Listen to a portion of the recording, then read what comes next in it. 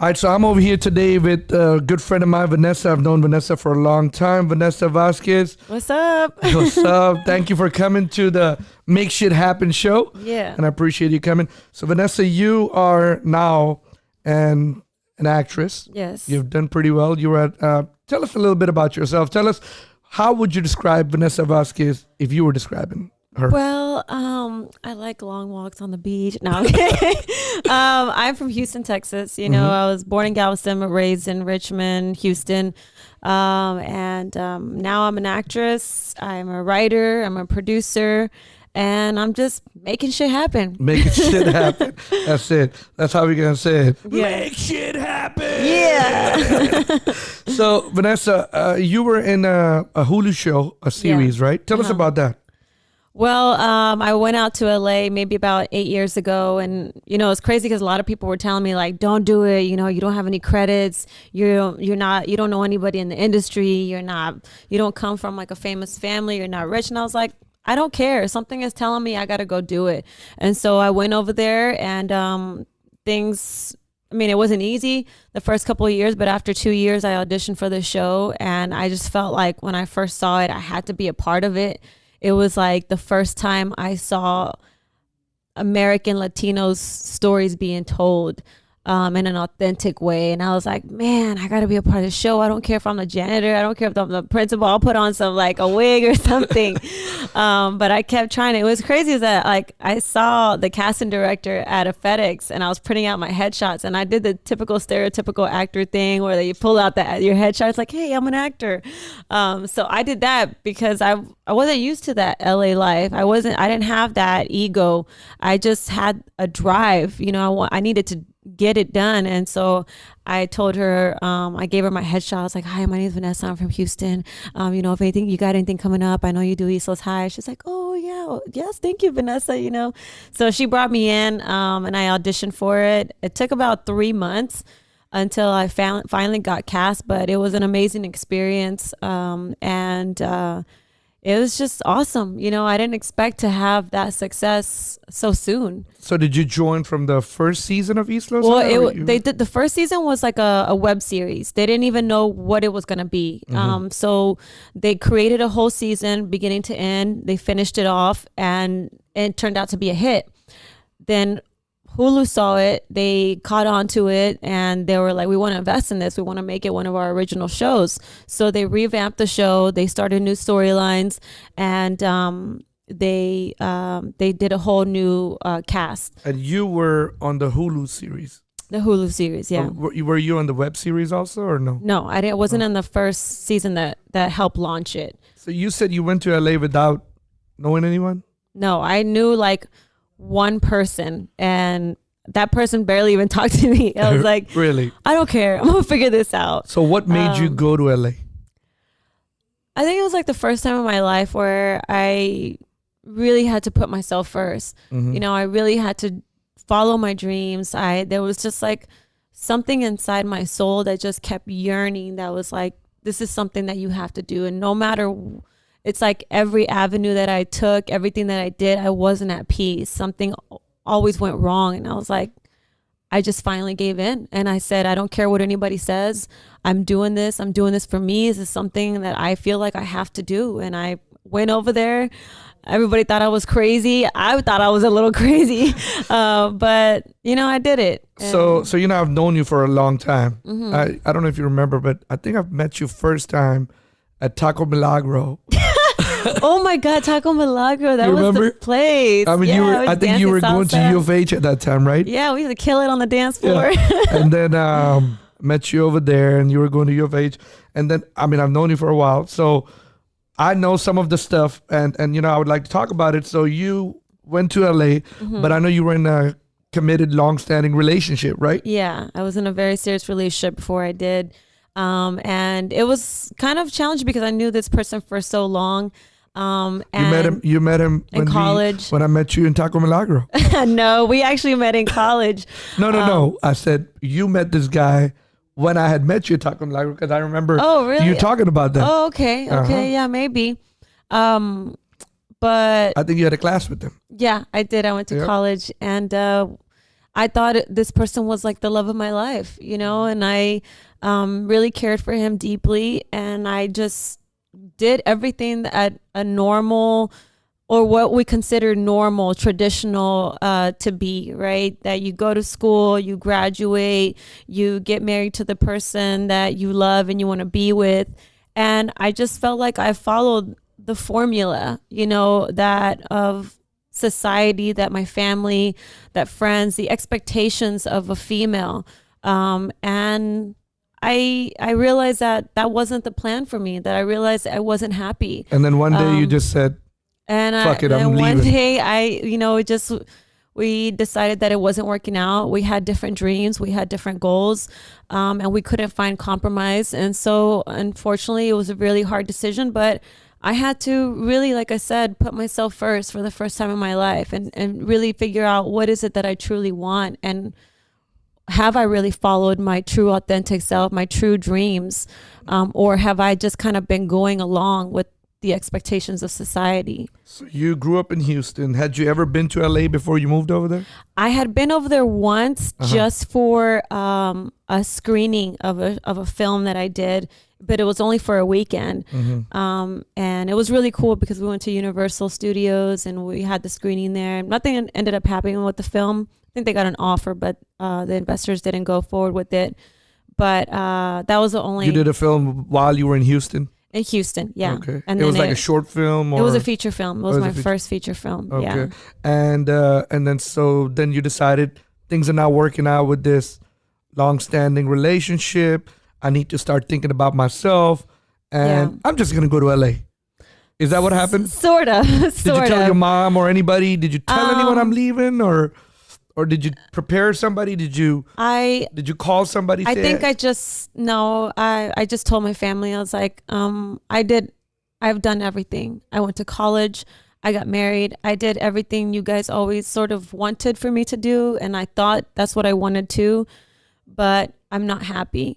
And I'm not going to be happy until I give this a shot. And my soul is going to be restless until I do. And that was it. I mean, my mom and everybody was like, what do you mean? You're going to leave us? So I was like, yeah, I got to go. But, I think my family, they just kind of, they realized that it was the best thing for me. So you bought a ticket and flew over there? No, I drove. Oh, you drove? I drove. I got on the I-10 West and I was like, boom. I was like, I'm out of here. And it was awesome. I have to tell you, it was the first time in my life I really felt like this fire, like in my soul that I couldn't even describe. I felt liberated. I was like, freedom. Like the chains were coming off. And I was like, Jesus Christ, somebody would have told me this early. I would have came to LA a long time ago. Put your head outside outside your window while the car was driving. Hotel California, here I come. You remember like that scene from Dumb and Dumber with Jim Carrey? Yeah, I was exactly like that. That's what you were doing. Yeah, okay. my hand. Gotcha. So you knew anyone in LA? No, I knew an actor friend of mine that I had done the film with, but he was busy doing his own stuff. He was filming. And I actually, when I told my step grandfather that I was going, he has like a niece that she turned out, she was an actress and she'd been in it for a while. Her name's Alma Martinez, and he connected me to her. She was, she's a very veteran actress. She's been in like Zoot Suit and a lot of stuff. And I was emailing with her back and forth. And I think it was like 7 months in until I finally met her. But she was, would help guide me through emails and stuff like that. So you were in LA when you were emailing her? Yes. Oh, but y'all never saw each other for 7 months? For 7 months, no. Man, that tells you how big LA is, huh? Yeah, but, also people's schedules are pretty crazy. And she was acting and she was also teaching at the same time. So walk us through. You went to LA. You drove over there. I drive in. You said everything. You said, hey, bye, Houston. I'm out of here. Yeah. Got to LA. What did you do first when you get there? Did you have any money with you? Did you take any... I had a very little money. I was working at like this, I was selling pots and pans at the store, like doing infomercials inside the stores. And it was the only flexible job I could have. And I worked all throughout the holidays and I saved up, I think like maybe $6,000 that like within 2 months. I was working my butt off. And then finally I get there. my best friend drives with me, right? And we go straight to Universal City Walk. And I was like so excited, and then boom, as soon as we get there, I see these huge billboards everywhere. And I remember seeing a billboard of Salma Hayek, and I just like froze, and I had this realization of like, and I started panicking, and I told my friend, I was like, oh my God, what the hell am I doing here? I just left my whole family. I was like, what's wrong with me? Am I crazy? I was like, I can't just like, what do I think I am? You think I'm going to be Selma Hayek? You think I'm going to be up there like on a billboard? I was like, I'm crazy. I was like, oh my God, I can't do this. You're going to leave me tomorrow? Like I literally have a panic attack. She's like, boom, just like slapped me. She's like, yeah. She's like, this is what you came here to do. This is what you always wanted to do. Is Belinda. She's like, this is what you always wanted to do. She's like, we didn't drive all the way 25 hours for nothing. She's tired too. And I'm having a panic attack, and she's like, brings me back to reality. And I was like, okay, you're right. She's like, just, you're fine. Everything's going to be fine. And then I had already applied to a school, an acting school. And I just had this feeling that as soon as I got to my acting class, everything was going to be good. And I was like, I imagined myself being immersed in the energy of LA, going to acting class and going to my auditions, just doing everything towards a dream. And I felt at peace thinking about that. Just that vision, the moment where I started panicking, I started seeing my vision, and somehow I got at peace, and I just kind of sort of got back to reality. I was like, okay, you're right. One step at a time. Today I panic. I eat a hamburger at Mel's Diner. And then tomorrow we go to class. Okay. So you ate hamburger when you got there. Okay. I did eat hamburger. You're vegan now, right? No, I'm not a vegan. No more. You did go through that phase, right? I did try vegan. So how long did that last? About 2 years. Or you miss hamburgers? You missed hamburgers too much? No, actually, I needed protein. I needed iron. And I try not to eat red meat so much. Actually, I don't eat red meat hardly ever, unless it's brisket, in this tamales season. No fajitas? No, I try not to. I think everybody has different things the way your body responds. And I try to eat a diet according to my body. Okay. So you get over there, you go to this acting school. You ate the hamburger, calmed down, went to acting school. Belinda left. She left the next day. She left like the next immediately. day. Immediately. She flew back or something? Yeah, she flew back. All right. So then what happened? Then I started going to class. And did you find a part-time job? Did you find any gigs? Yeah, I was working still at that job for a little bit, and I realized I wasn't making enough money over there. And the diner that we went to go eat at, Mel's Diner, it's Hollywood and Highland. It's a really famous diner. We were sitting down, and one of the waiters comes by, and he was like, hey, what's up? And I was like, and he was trying to talk to me and Belinda, and I was like, yeah, this is my best friend. He goes, oh, I'm your best friend. I was like, you're my best friend? And I was like, all right, you're my best friend. So we try to we were just all kind of hanging out. Next thing you know, I told, we became friends. And then I told him, I was like, hey, I need a job. I was like, I'm not making enough money at this company that I transferred with.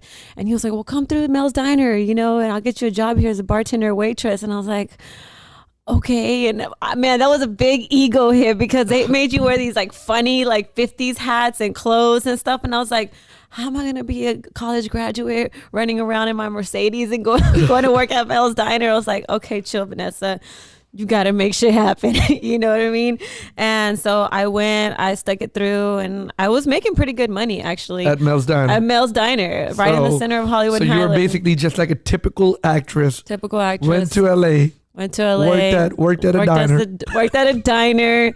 I was going in acting class, and I was doing anything and everything I could to get ahead. That's stereotypical though, right? It's very stereotypical. Yeah, that's exactly the classic actress story. Okay, that's the actress story in LA.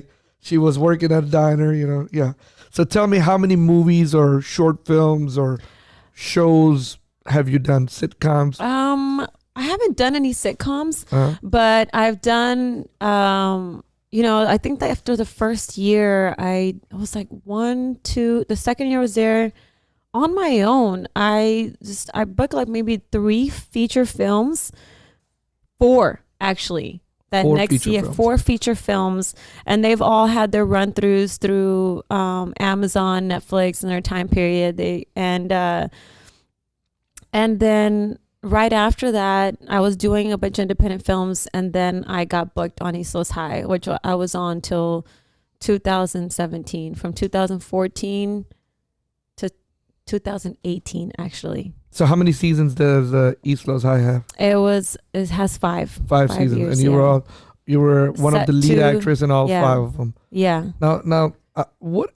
Let me ask you. Well, all from the beginning when they started new storylines, 2014 to 2018. 2018, yeah. And so 4 years. Is it done now? It's done. It's done. They want to bring it back, but I don't know if that's gonna happen. It's gonna happen. Now I know you were in an NBC pilot also. I was on an NBC show. Yeah, sure. I did a guest star on the TV show called The Brave. That was really awesome. That's probably one of the best roles I've ever got to experience. I played a Colombian FARC terrorist. Oh, really? Yeah, but the thing is that I didn't really see her as a terrorist. I think outside looking in America, we see people who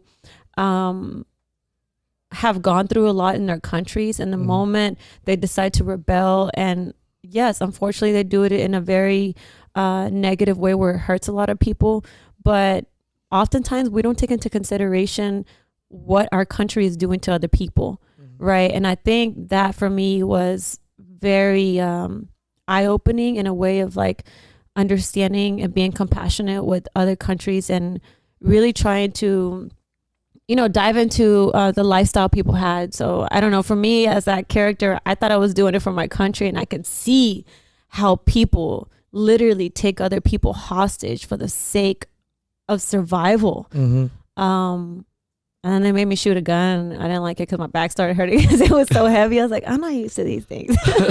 What kind of gun was it? I don't remember. It was a big one. It was a big one. Oh, I got you. And now, so what are you doing in Houston right now? I'm filming a series. Now it's called Be Someone Series. It's a crime drama. It's about a high school football star who comes out, and suddenly he's not this high school star anymore. Suddenly he finds himself trying to make ends meet and support his family. And he gets involved with the wrong people and drugs. And I am playing the daughter of a Colombian cartel. I'm playing Colombian again. Oh, you're playing Colombian again. Yeah. You ever been to Colombia? I've never been to Colombia. I need to go. You gotta go. I know. Go. Real beautiful country. I know. So I've heard. Yeah. Yeah. It's very nice. Okay. Yeah. You gotta go one day. I'm gonna go. Probably next year. Where would you want to go? Since you've been cartels, I mean, are you gonna go to Medellin? Oh my God. Where Pablo Escobar's from? I gotta go. So tell me, so this is this movie that you're doing right now. You also have a short movie coming tonight, right? I have Premiering a short tonight? film that's Short premiering film. tonight and Saturday at Match Houston, and that one was inspired by my real life. It was a film that I wrote with my cousin Ivan Garcia. He's a filmmaker also in Monterrey, Mexico, and we wrote it, created it, produced it, and we've been doing festival rounds. And that's about an experience when I was in my teen years. I went to Mexico to search for my biological father. So it's inspired by those events. Talk about that a little bit. You went to go search for your biological father in a different country. I did. I grew up my entire life not knowing who my dad was. I didn't know what he looked like. I kind of had that missing identity of like, is that my daddy? Are you my daddy? And I felt like I needed to fill that void. I needed to have understanding. I felt like my mom wasn't giving me 100% answers, and obviously she couldn't. She had her own. Everyone has one side to the story. Yeah. Right. So that was only her side, but I felt like there was more to it. So I decided to go. I told her I was going to go look for my dad, and I was out there for like 2 weeks. I couldn't find him until somehow some miracle happened, and he showed up, and I finally met him. So you must have had some kind of idea, where did he live at? Who was he? What was his name? I knew he lived in Monterey. Yeah. Okay. But I didn't know what his name. I didn't know who he was. I never met him, so I didn't know what he looked like. I just didn't know anything about him. I mean, Monterey is a big place. Yeah. Well, I just knew that my mom met him through her neighbor. And so I went to the neighbor and I asked him, and I was like, I'm looking for my dad. And he was like, whoa, you know, he'd seen me growing up all these years, and nobody ever asked about him. So he's the one that helped me eventually connect with him. Well, that's good. I'm glad you found your father. Do you have a relationship with him? Yeah, I do. We get along really good. I love my dad. And he lives in Mexico. Mexico. Yeah. And you go visit him? I go visit him once a year, typically during either the summer or Christmas. But I love my dad. He was my missing piece. That's awesome. To understand me. And then, so you grew up over here with your mom in Richmond, right? Richmond, yeah. Richmond, Sugarland. You went to school over here and everything, and your mom got remarried.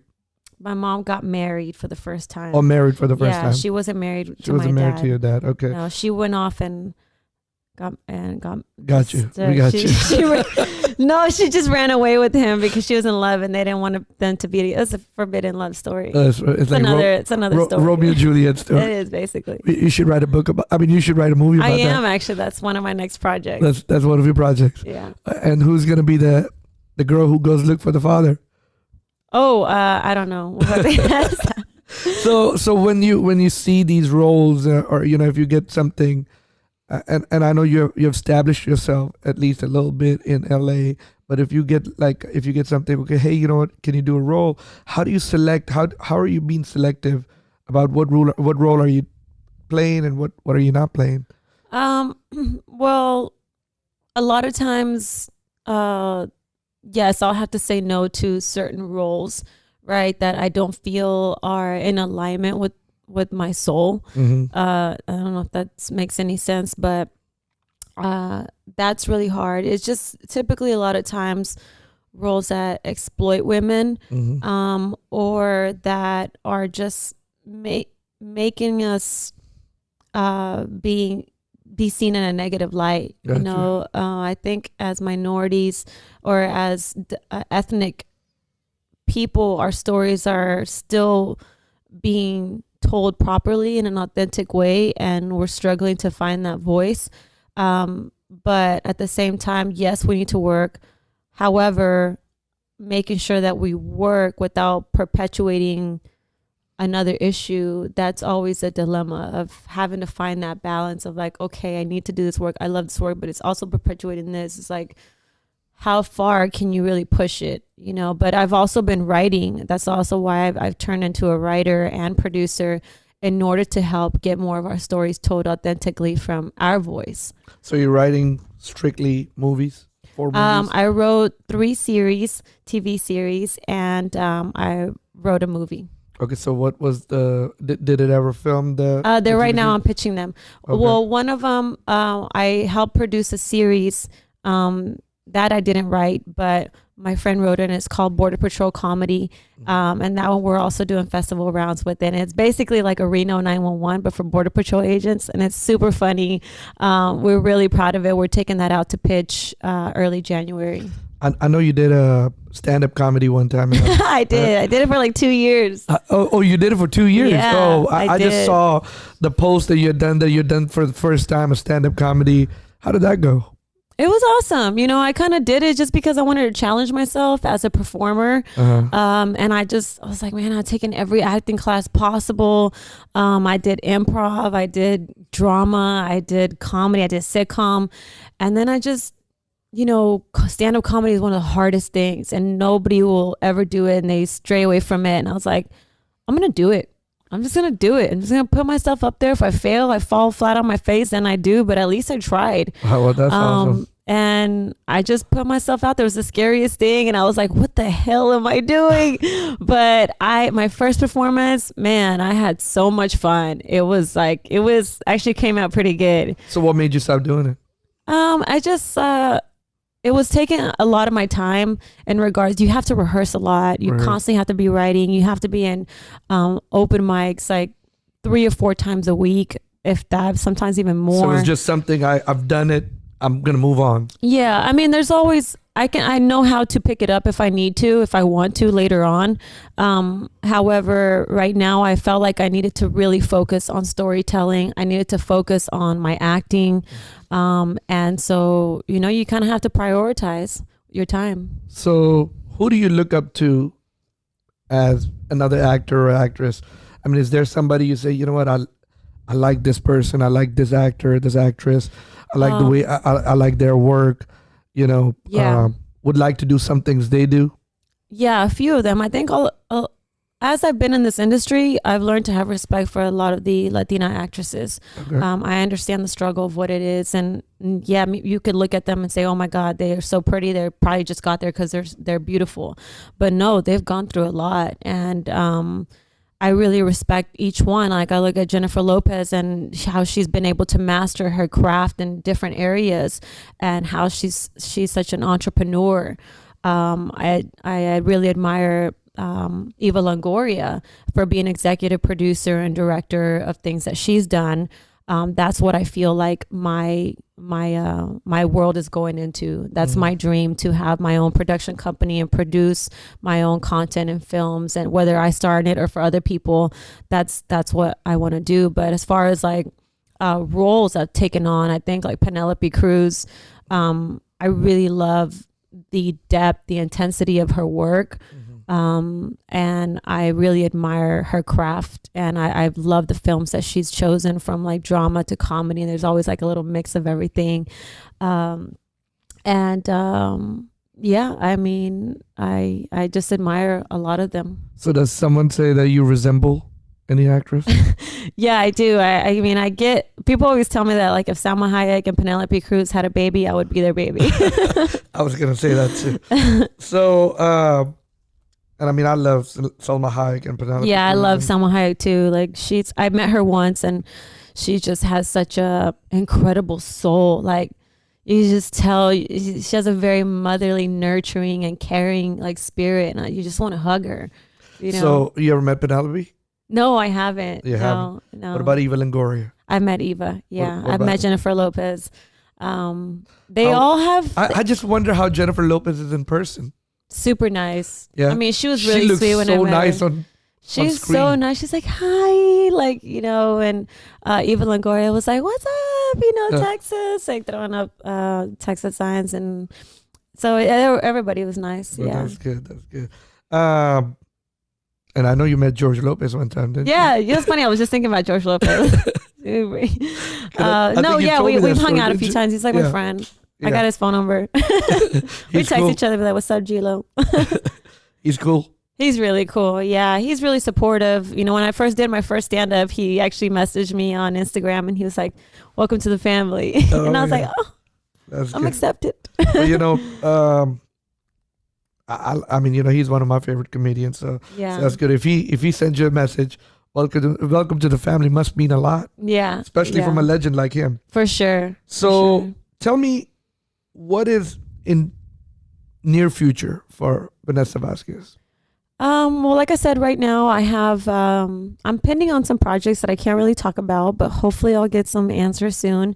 But right now I'm creating and developing my own shows. Okay. Yeah. I want to bring more shows to Texas. I want our stories to be told. I feel like, we're still not there yet. I think the last TV show that somebody made was Dusk Till Dawn. It was the vampire show that Robert Rodriguez was, and before that I think it was like Dallas, the TV show Dallas. But no one's really telling the Houston stories. Or I think Friday Night Lights, the movie. Friday Night Lights, that was in Austin. But in a more diverse way, I feel there's still so much to be told. And that's what I want to do. All right. So you talked about, Latina actresses and stuff. So what are some of the challenges you faced in Hollywood personally as a Latina? Well, obviously it was crazy because, growing up here, I never really thought about, oh, you're Latina. You're pigeonholed to this, right? You're going to be put in this category. No, if I had an interview for a job, I thought anybody could get it, based on quality and talent. And it was different out there. It's like, no, you're Latina, you're going to go for the Latina roles, and that's it. And then, you know, I had to learn how to do accents. I had to learn how to play the roles. And then at times, it was like, and sometimes roles would come up that weren't Latina based, and you know, like, oh well, you're not, you know, they kind of want someone white looking, you know, or someone white, or there's times that they would tell me that I wasn't brown enough, you know, that I didn't look Mexican enough, or sound Mexican enough, and that was really eye-opening for me, because I never really thought about the colorism and how we're portrayed, and even more so, you know, how we're not even allowed to audition for certain things. You know, I started noticing how it was okay for Caucasian Americans to, you know, audition for Latino roles, and African Americans that look Latino, but for a Latino to go and audition for a white role or Caucasian role or for an African American role, that's no, unless you change your name, you know, but it doesn't work the other way around. And the systemic racism and oppression, and like that, I didn't really know it existed. It sort of made me become more aware of society, because it's not just the entertainment industry. Really, the racism, the colorism, the sexism happens everywhere. And when you're first entering the workforce and you kind of have these dreams, you're like, yeah, I'm going to go for it. I'm going to do this. I'm going to that. You're not really thinking about how other people are used to seeing you, right? Or things to be consciously aware of, how your skin color, your race, or your gender may sort of hinder you depending on who the audience is, you know, and their education or their lack of education of human beings.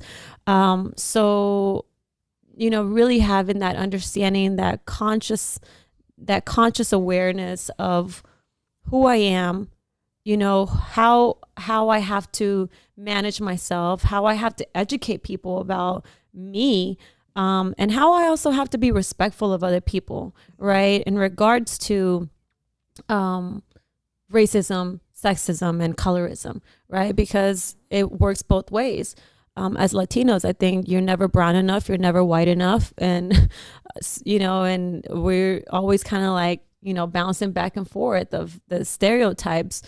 But I think as more people start getting into leadership positions and we start creating our own stories from our own voice, then people could say, okay, we're not just sombreros and tacos all the time. You know what I mean? We're actually lawyers and doctors, business owners. Yeah. And we're far beyond just this typical one-line character. We're our own heroes in our own lives. So what you're telling me is what you would like to see is Latinos and other ethnicities, I mean, you know, more people of more color to be portrayed in different roles, just in a stereotypical role. Is that what you're telling me? Right, because am I hearing that right? Yes, like, I mean, those roles are still important. Every role is important. My thing is that it's important for us to see ourselves as heroes, right? No matter what that hero does for a living. Mm-hmm. When you can put someone in a series regular role, which is one of the main characters, and you can travel with them in their journey, no matter what they're doing in their life, whether they are a DA agent, a lawyer, a drug dealer, a prostitute, you see that this person for their human side. You see how that person got to be who they are, as opposed to, oh, that's just a can I say curse? Sure. You're just a bitchy lawyer, you know, or you're just a crooked doctor, or whatever it may be. But it's like, how did that person become who they are, right? To where I feel that the more that we can get to that in society, get to that level of compassion, we're able to understand ourselves as human beings, and we're able to connect on a level that I think consciously on a human spirit level, we're still struggling to get there. So what would your dream role be? No, you know, no barriers, no nothing. You would want to do something, but I mean, no racism, no nothing. What would your dream role? A role that you would like to do? I really want to be a superhero. But I feel like everybody says that. But you know what? I feel you would like to be in one of the Marvel movies or something like that. I mean, maybe a Marvel movie, but I feel like every character that I play, like I've fallen in love with. All right, so let's just talk about you. What superhero do you like, or did you like growing up? Let me ask you that, Captain and then we'll Planet. go around it. I like Captain Planet. He's our hero. Okay, Gonna take so- pollution down to zero. But I liked Wonder Woman, and I think more than anything is just the feminism, Mhm. of really getting the female voice heard, and coming from a Latin culture, Latin background where machismo and sexism is still very prevalent and evident in our homes.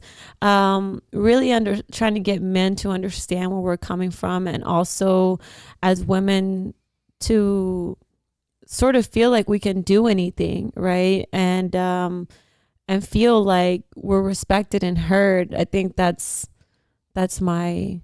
So let's just talk. Let's go back, take it back a little bit, one step back. You said you would like to be a superhero in a movie. Superhero in my eye can be anyone, right? Yeah. It's not somebody who just wears tights and cape. Right. It can be someone who, advocating for the women's right, or Mhm. An activist. whatever it is, I right? An think. activist, whatever. Yeah. So let's take it back 1 second. If you would like to play a role in a movie as a superhero, one without cape and tights, what would it be? The President of the United States. The I think first so. brown, The first brown Latina. women, Yeah. Latina woman. Yeah, and she's a as the badass. president. She just kicks ass. Okay, Yeah, she's taking names, taking countries. No, we're not invading anything. we're not invading. We're just making peace treaties. All right, well, here, if you were president of the United States, Yeah. what would you like to see? I'd like to see equality. Equality. Yeah, I'd like to see equality. I feel like if we can get to that level of where everyone is respected, people are getting paid what they deserve, their worth, then we can balance out society. It'd be less people getting into welfare, and we'd have support. I definitely increase women's rights, Mm-hmm. reproductive rights. I'm pro-choice. Okay. I believe that growing up as a female, I can't stand it when anybody tells me what to do with my body. I don't like people controlling. I don't think anybody likes their body to be controlled. And I think we're still getting to that where we're trying to let people understand that all we want is choice. So Mhm. giving women just that choice of like, you decide what you want to do, like will eliminate so much repression and and just freedom of allowing you to be who you want to be. So if you're a president of the United States, you will give equality. You'll let women do, I let whatever they women need run to the do. world. All right. So Getting rid of everybody in Congress, all females. Okay. so here, I'm just kidding. He I didn't don't. laugh at that one. Well, I like Because it. that's It's not okay. equality, at the same time. Maybe we'll have the Senate be men. I don't know. We'll balance it out. Balance it out. Huh? Look, I'm not sexist at all. I mean, I got daughters, so I'm okay with women ruling Girl the power. world. Yeah, girl power. So let me ask you a question. And I don't talk politics on my, I really don't even talk politics in my life a lot. Yeah. But if I say I'm gonna swing you to the right or to the left or to the middle, where will I put Vannessa in? I think in the middle. In the middle. Mhm. Do Well, I you- mean, I grew up in Texas. I understand the conservative values, but I'm a liberal arts major. I understand why people are the way they are and how we make people the way they are. I also lived in California. It's a very liberal state, and I understand where they come from.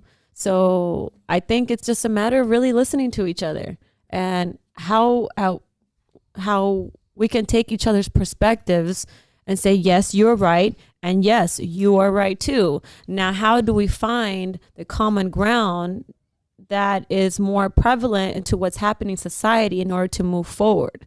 I think that is where we're so busy fighting and pointing the finger at each other as opposed to listening, and saying, yes, your story, your experience is valid and it's truthful and it's real. Let's take that into consideration. Mm-hmm. Now, so is mine.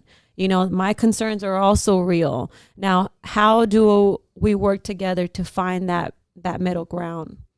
Is there anything that is striking your interest right now that you're wanting to learn more about? I think writing is what I'm doing. Yeah. Just wanted to dive more into that. It's crazy because I always told myself that if I went back to get my master's, I would be in creative writing. At that time, I was still diving into it, but I really love the aspect of storytelling.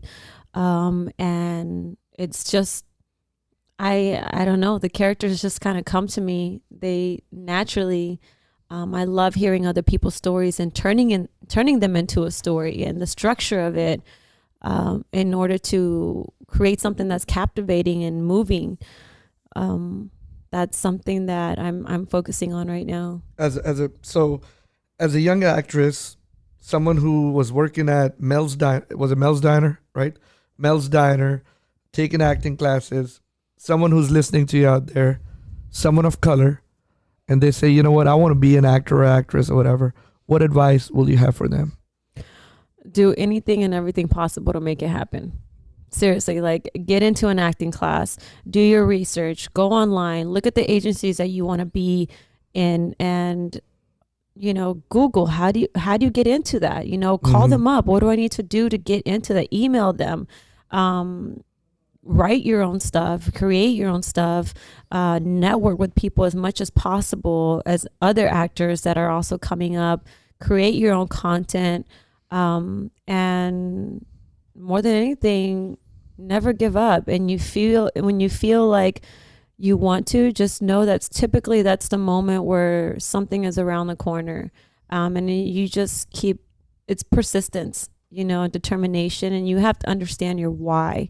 Why are you doing this? It has to be much bigger than, I just want to be an actress. It's like, what is it that you feel you need to tell the world?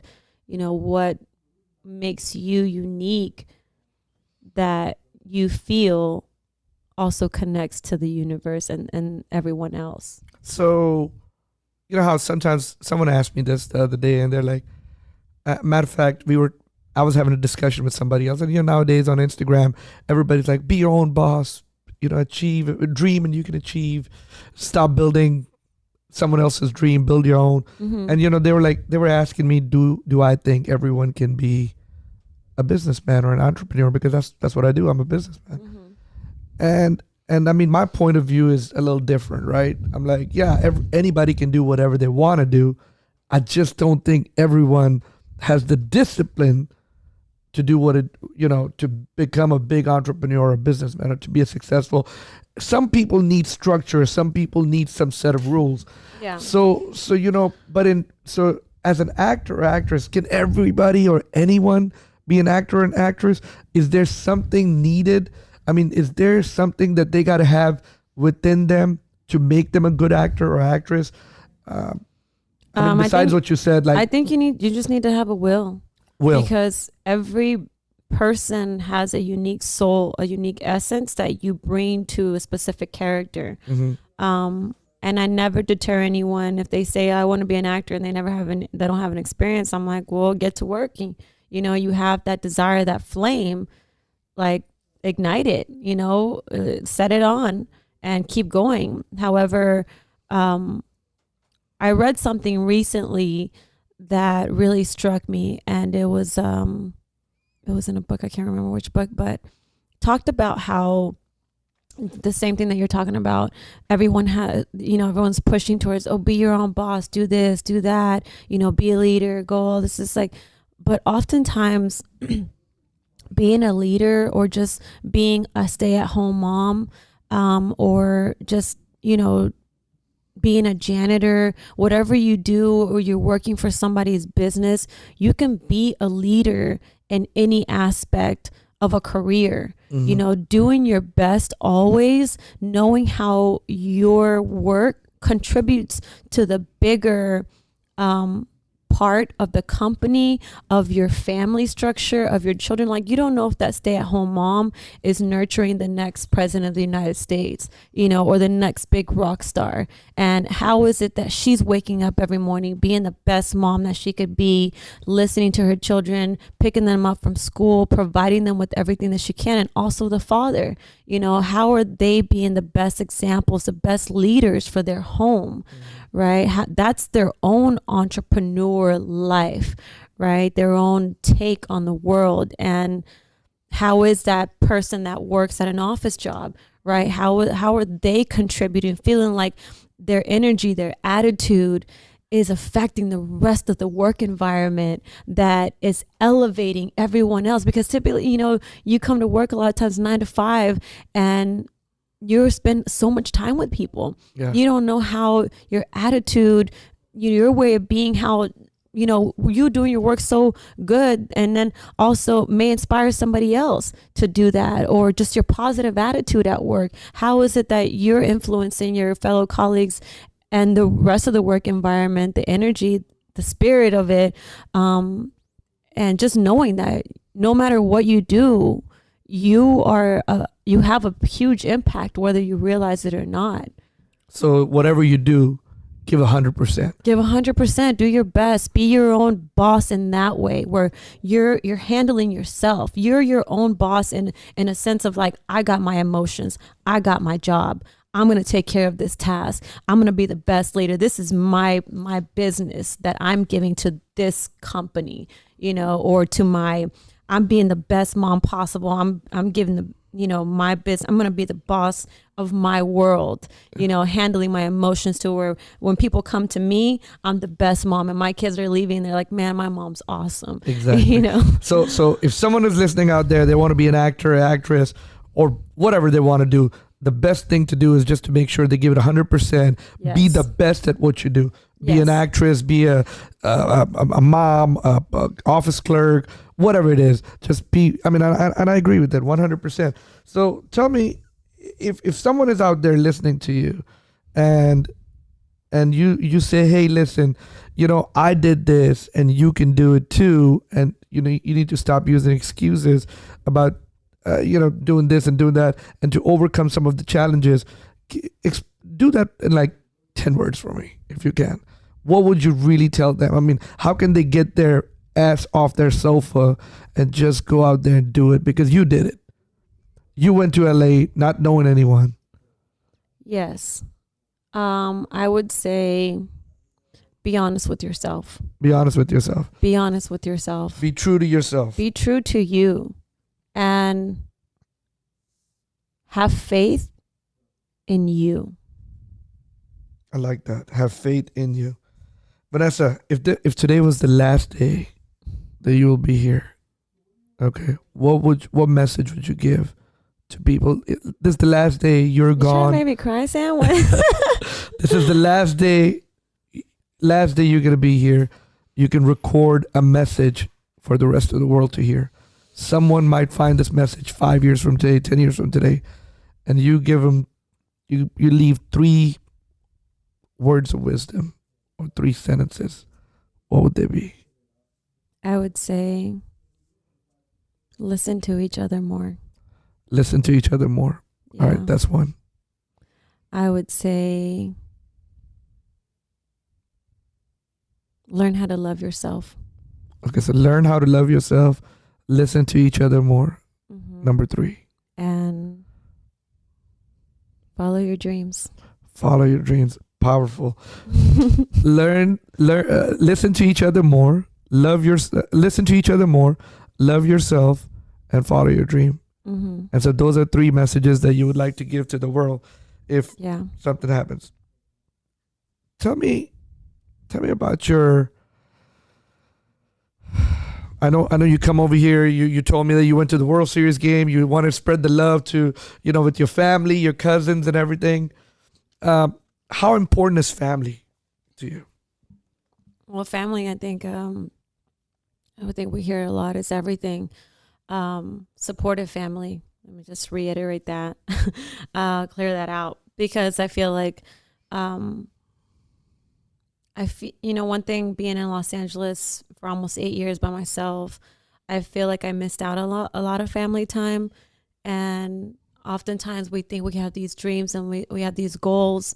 And yes, they're very important, but also the treasures, the experiences the intimate experience of a family structure, of unconditional love, of that bond, of that respect and kindness, of having that group of people who see you beyond the physical, that see you beyond what you just do. That's something that is immeasurable. That's something that is, it's truly a gift.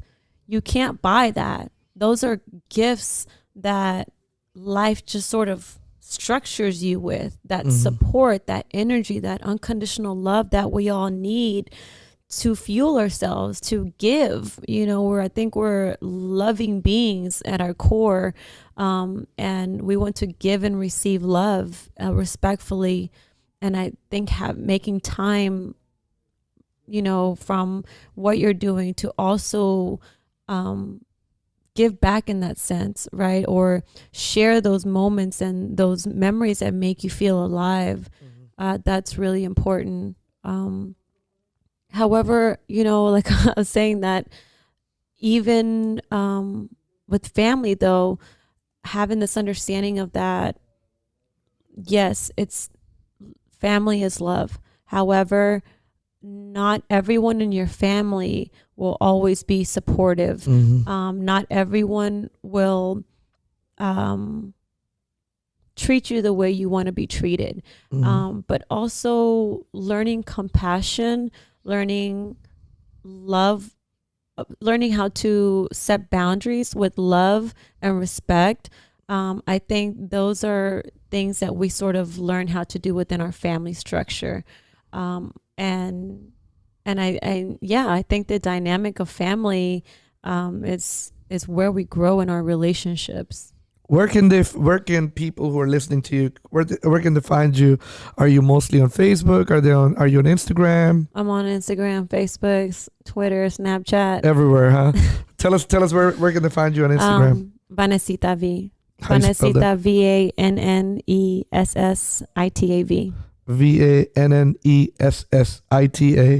Vannessitav. That's on Instagram. Yeah, Vannessita V. And what about Facebook? The same. Same thing. All my social media platform is All is Vannessita V with Vannessita two V. N's and two S's. Got you. That's so. LA or Houston? Where would you ever end up at if money was no object and you could buy a big ass house? Oh, Houston. Houston. Yeah, out in the country, like maybe Needville or Sealy. Just buy land, some cows, some chickens. And live in isolation. Live the country life. Live the country life. How long are you gonna be in Houston this time? I'm not sure. I'm pending on a project right now, so either till the end of this month or the end of, I'm not sure. If someone wants to connect with you do people ask you questions on Facebook or Instagram or Snapchat or Twitter? Yes, on Snapchat, people will send me questions. Questions? Yeah. What kind of questions do you get mostly? Give me an example. Are you from Houston? Yes, People always ask me that. Oh, that's what they ask. No, they ask me that. They're like, "Are you from Houston?" I'm like, "Yes." And then or they'll ask me like advice, like how do you become an actress? And I always tell them the same thing. I'm like, get into an acting class. If you're in high school, get into your theater class. If there isn't one, find a local community theater. Get yourself involved. Get yourself out there. You have something that you need to express. Now we have YouTube. Put a camera in front of yourself on your phone, and upload it. Write a scene. You can YouTube how to create scenes or practice a monologue. Record yourself. Question that you would like to be asked, but nobody ever asked you that. Wow. I don't know, actually. I don't know. I feel like people ask me a lot of questions. People ask you a lot of questions. So there's no question that you would like, man, I wish someone would have asked me this. I wish I could answer that. None. No. Oh, well, shoot. That's good. But if you think about it. Well, I mean, people, you know what? Every once in a while on social media, people will ask me or in my personal life, people will ask me, why am I single? Still, but nobody ever asked me that on on a platform. And I would love to actually talk about that. All right, well, tell me, know, why are you single? People Why are are like, you oh my still God, single? you know, my family questions me all the time.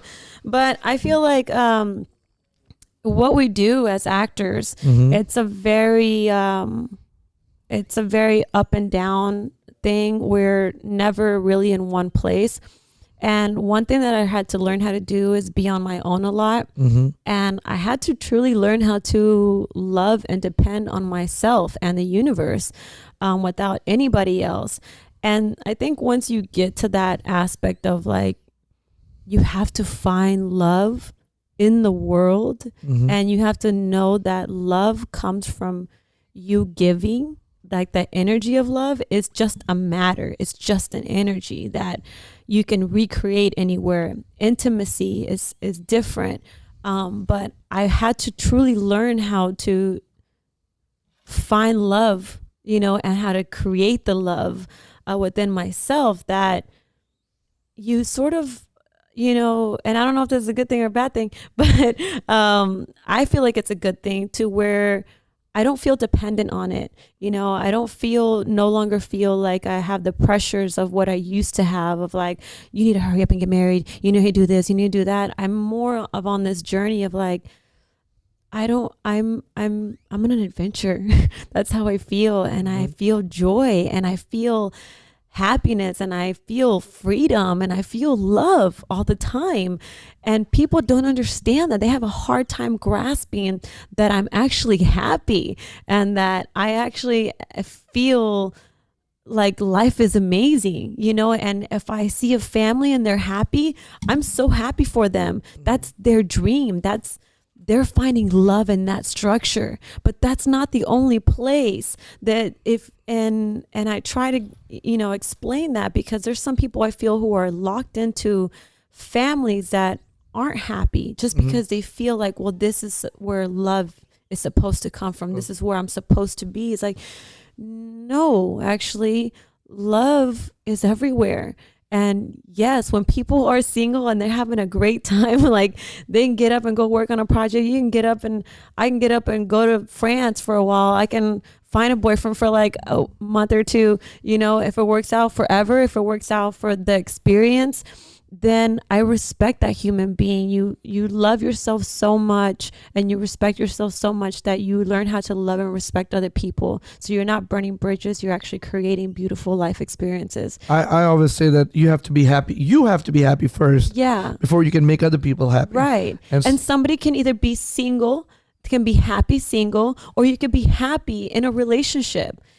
It you know, it all depends on you. It depends on you. So you feel that you are happier being single. Yeah. And because you have the freedom to do whatever, and you don't think you're obligated to have somebody to make you complete. Is that what I'm right hearing? right That's exactly it. Well, there you go. We just asked you that question today. I know. There we go. And you know, at the end of the day, it's what makes the individual happy. Right. So, and if I find someone that, you know, wants to go along my journey and have this life experience with me, they have to understand that I'm not always going to be at home, you know, that we're not always at home. But it does, I mean, it's not a very conventional lifestyle. So it does take time in order to find a soul or spirit that's sort of like in sync with that. It's a challenging career. I mean, it's demanding. I mean, sometimes you're here, sometimes you're there. Depends on how many hours there are. What does Vannessa's day look like? Vannessa's day looks like very busy. I typically wake up and, you know, my agents in LA or here, they'll send me emails of So what time you wake up? meetings, 8 o'clock. Okay. Yeah. I don't like to wake up too early, and sometimes I sleep in because I actually stay up late. Need beauty sleep, yes. But I stay up late writing or creating or doing auditions or So wake I'm on up set. 8. What do you do after? I'll work on either a script, either one that I have to prepare for an audition or for a role, or I'll write my own scripts. What is your workout regimen? I mean, how do you stay in shape? I have a very strict diet, and I eat.